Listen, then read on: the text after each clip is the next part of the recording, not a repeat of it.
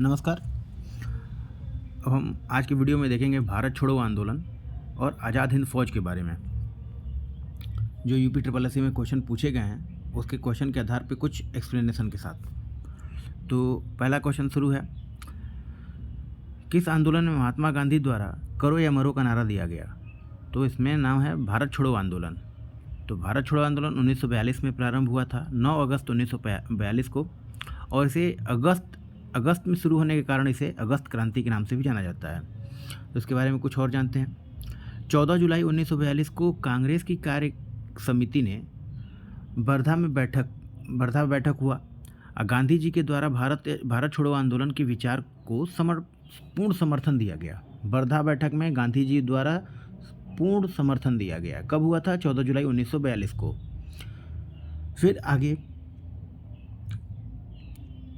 गांधी जी क्या होता है कि 7 अगस्त 1942 को ग्वालियर टैंक कहाँ है? महाराष्ट्र में ग्वालियर टैंक मैदान में कांग्रेस की बैठक होती है, जो कि वर्धा प्रस्ताव भारत छोड़ो आंदोलन क्विट इंडिया मूवमेंट से संबंध रखता है। वर्धा प्रस्ताव अगर कहीं आता है क्वेश्चन किससे है तो क्विट इंडिया मूवमेंट से, भारत छोड़ो आंदोलन से, ठीक ना। तो 7 अगस्त 1942 को ग्वालियर टैंक के मैदान में वर्धा प्रस्ताव को पूर्णतः सहमति की गई और मतलब 8 अगस्त को इसको स्वीकार किया गया और 9 अगस्त से भारत छोड़ो आंदोलन प्रारंभ कर दिया गया था। और भारत छोड़ो आंदोलन जैसे ही प्रारंभ किया गया था तो इसके जितने सारे नेता हैं, मतलब भारत के जितने भी पॉपुलर महत्वपूर्ण कह सकते हैं, पॉपुलर कह सकते हैं, तो सारे नेता जो हैं कैद कर लिए गए थे, ठीक।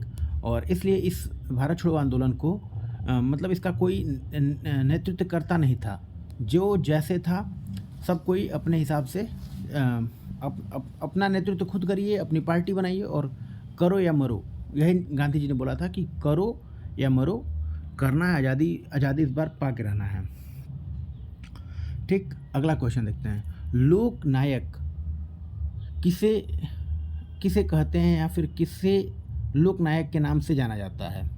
तो इसका आंसर है जयप्रकाश नारायण के बारे में। जयप्रकाश नारायण को लोक नायक के नाम से जाना जाता है। अब देखिए, क्विट इंडिया मूवमेंट के टाइम में उषा मेहता जो हैं खुफिया रेडियो चलाई थी, ठीक। ये भारत के बाहर शिप पे बैठ के रेडियो का संचालन करती थी, जिससे पता नहीं चल पाता था कि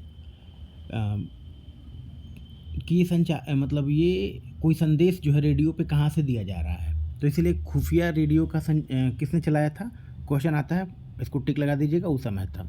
अगला क्वेश्चन इससे आता है, शेरे बलिया के नाम से किसे जाना जाता है? तो चीतू पांडे को। तो चीतू पांडे बलिया में एक समानांतर सरकार की स्थापना किए थे, है ना, जिसमें अंग्रेजी जो ऑफिस थे, अंग्रेजी ऑफिस में से अंग्रेज़ों को हटा दिया गया, वहाँ पूरे भारतीय लोग स्थापित हो गए। इस टाइप की गतिविधियाँ की गई थी। जितने क्रांतिकारी बलिया के जेल में बंद थे उनको निकाल दिया गया, ठीक। आगे अगला क्वेश्चन देखते हैं। अब आता है, नेताजी के नाम से किसे जानते हैं? तो नेताजी सुभाष चंद्र बोस को जानते हैं।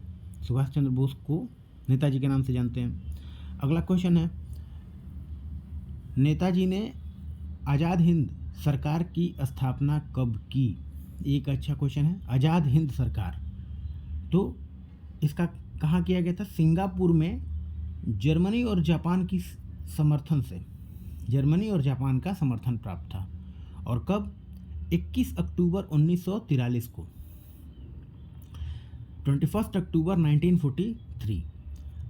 आगे इसमें बारे में हम आज़ाद हिंद फौज एक मतलब सिलेबस में टाइटल दिया गया है, इसलिए इसके बारे में थोड़ा कुछ जानना जरूरी है, जान लेते हैं। आज़ाद हिंद फौज का विचार सबसे पहले कहाँ आया था, किसके दिमाग में? तो आज़ाद हिंद फौज कैप्टन मोहन सिंह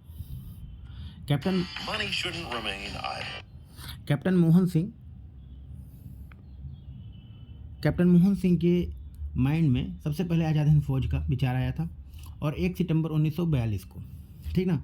और क्या हुआ था कि एक आज़ाद हिंद फौज का पहला डिवीज़न यही गठित किए थे, बट ये असफल हो गया था, सफल नहीं रहा था।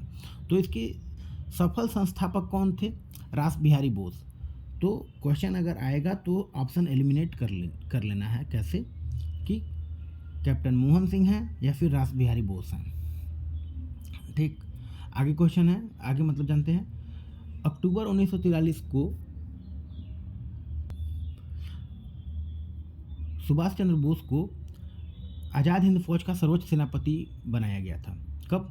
अक्टूबर 1943 में। ठीक, जब वही आज़ाद हिंद सरकार की स्थापना की जा रही है।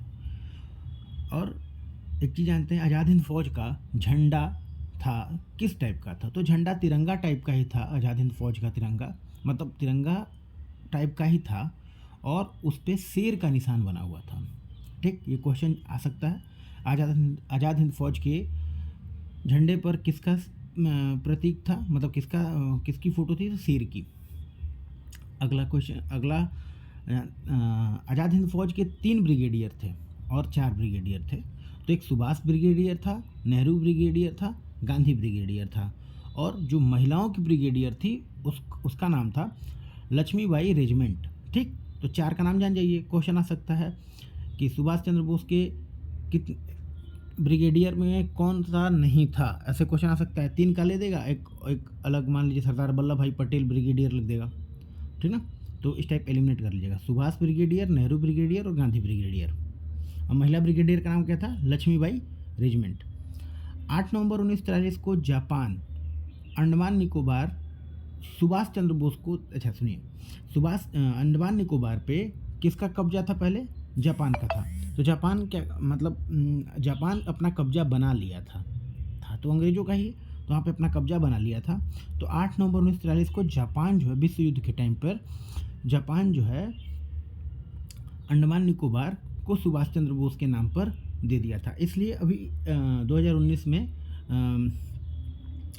अंडमान निकोबार के कुछ द्वीपों का नाम परिवर्तित किया था और परिवर्तित किया गया, और उसको मैं बता दूंगा आगे क्या क्या नाम रखा गया था। रास द्वीप और ऐसे कुछ था, आगे चलिए देख लेंगे उसे। पीके सहगल, कर्नल गुरुदयाल ढिल्लो, मेजर शाहनवाज खान पर राजद्रोह का लाल किले पर नवंबर 1945 में मुकदमा चलाया गया था।